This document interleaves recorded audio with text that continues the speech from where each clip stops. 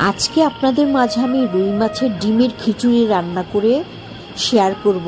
আমি প্রথমেই রুই মাছের ডিম নিয়েছি 1 কেজি এবং 8-10টি কাঁচামরিচ রুই মাছের ডিমের উপরে দিয়ে দিয়েছি। 3টি বড় রসুন দিয়েছি চাইনিজ, 4টি পেঁয়াজ এবং কিছুটা সরিষার তেল দিয়ে এবং কিছু পানি দিয়ে এটাকে আমি সিদ্ধ বসিয়ে দিলাম। এখন আমি একটা নারিকেল কেটে নিব।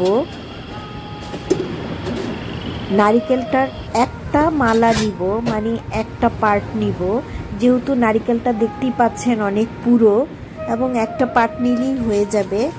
অলরেডি আমার রুই মাছের ডিমগুলো সিদ্ধ হয়ে গিয়েছে। এখন আমি নারিকেলটাকে ভালো করে কুড়িয়ে নিব একটি হ্যান্ড কোড়ানির সাহায্যে, এবং আমি প্রথমে আমি পাটার মধ্যেই নিচ্ছি, শিলপাটার মধ্যে, কারণ আমি এগুলো আগে বেটে নিব।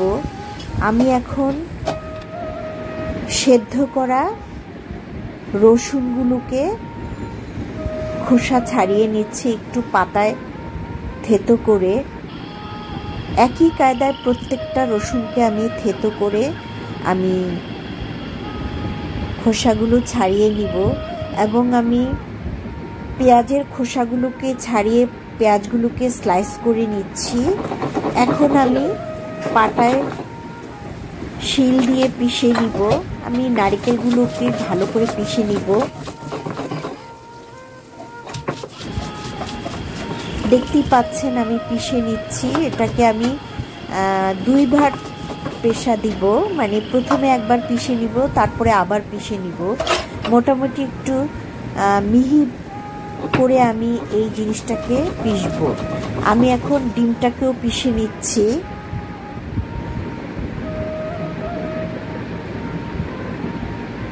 এটাকে আমি রুই মাছের ডিমের খিচুড়ির মতো করে রান্না করব, আপনারা দেখুন, এবং এটা খুবই সুস্বাদু হয়।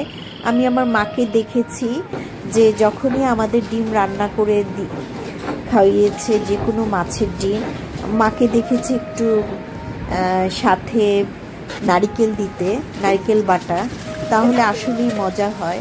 এমনিও রান্না করা যায়, আপনারা ইচ্ছে করলে এইভাবেও রান্না করতে পারেন, কিন্তু আমি আমার মায়ের রেসিপি ফলো করছি। আর রুই মাছের ডিমটা যদি একটু পরিপক্ক হয়ে যায়, তাহলে বাটা ছাড়া রান্না করলে ডিমটা একটু প্লাস্টিকের মতো মনে হয়। আপনারা বেটে রান্না করবেন, দেখবেন খেতেও অনেক সুস্বাদু লাগবে, ভালো লাগবে। আমি অলরেডি বাটা ডিমের মধ্যে আমি হলুদ দিয়ে দিয়েছি 1 চা চামচ, এবং ধনে দিয়েছি 2 চা চামচ, লাল মরিচের গুঁড়া দিয়েছি 1 টেবিল চামচ, জিরা দিয়ে আমি গোলমরিচের গুঁড়া দিয়ে দিলাম 1/2 চা চামচ, এবং সাথে আমি কিছুটা যে গরম মশলার গুঁড়ো দিয়েছি মাছের পেটে, সে বেলুনটাকে আর বাটলাম না, ওটাকে আমি আস্তেই দিয়ে দিলাম। এখন আমি এগুলোকে মেখে নিয়েছি। আমি এই রুই মাছের ডিমের খিচুড়ি রান্না করার জন্য আমি 2টো বড় বেগুন নিয়েছি, গোল বেগুন, এবং সাথে একটা আলুও দিব। এগুলোকে আমি স্লাইস করে কেটে নিচ্ছি। আসসালামু আলাইকুম বন্ধুরা, তাহলে দেখুন আমার এই রেসিপিটা কেমন হয়। আপনারা বাসায় প্লিজ ট্রাই করবেন। আমি এটা সরিষার তেল দিয়ে রান্না করছি। প্রথমেই আমি কড়াইতে সরিষার তেল দিয়ে দিলাম, এবং সাথে পেঁয়াজ কুচি দিয়ে দিলাম পরিমাণ মতো, আলুগুলিকেও তেলের সাথে দিয়ে দিলাম, এবং আমি 3টি টমেটো কুচি দিয়ে দিলাম। কিন্তু আমার ভিডিও স্কিপ হয়ে গিয়েছে, কারণ হঠাৎ করে ফোনটা বন্ধ হয়ে গিয়েছিল। এখন এই টমেটো এবং আলুর সাথে আমি কিছু মশলা দিয়ে দিলাম। আমি 1 টেবিল চামচ লাল মরিচের গুঁড়ো দিয়ে দিয়েছি, হলুদ দিয়ে দিয়েছি 2 চা চামচ, এবং ধনে দিয়ে দিয়েছি 1 টেবিল চামচ। এগুলোকে এখন আমি ভালো করে কষিয়ে মাখো মাখো করে নিচ্ছি। একটু পানি দিয়ে দিলাম কষানোর জন্য। কষানো হয়ে গেলেই আমি বেটে রাখা এবং মশলা মাখানো ডিমটা দিয়ে দিব। মাছের স্বাদ মতো লবণ দিয়ে দিলাম, এবং আমি ডিম সিদ্ধর সময় আমি কিছু লবণ দিয়েছি, এই জন্য আমি অল্প পরিমাণে লবণ দিলাম। আমার কিন্তু ডিমের পরিমাণটা বেশ অনেক বেশি, এখানে প্রায় 1 কেজির মতো ডিম। যেহেতু আমি নারকেল দিয়েছি, সব মিলিয়ে 1 কেজি হয়ে গিয়েছে। এখন আমি কষানো মশলার মধ্যে আমি বেটে রাখা মশলা মাখানো ডিমটা দিয়ে দিলাম।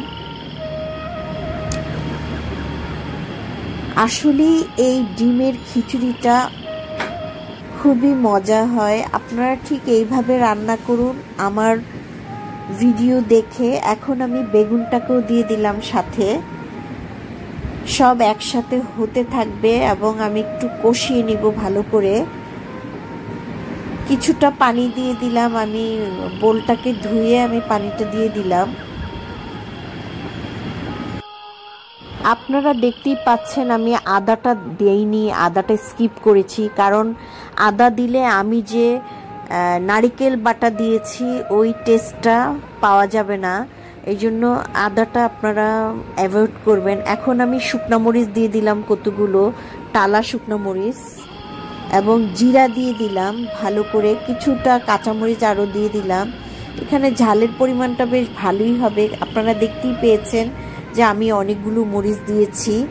এখন আমার অলরেডি খিচুড়িটা হয়ে গিয়েছে, ডিম খিচুড়িটা। এখন আমি ধনেপাতা দিয়ে দিলাম। আমি এখন সার্ভিং বলে সার্ভ করব। বন্ধুরা, আল্লাহ হাফেজ, আসসালামু আলাইকুম, এবং আমার চ্যানেলের সাথে থাকুন। ধন্যবাদ।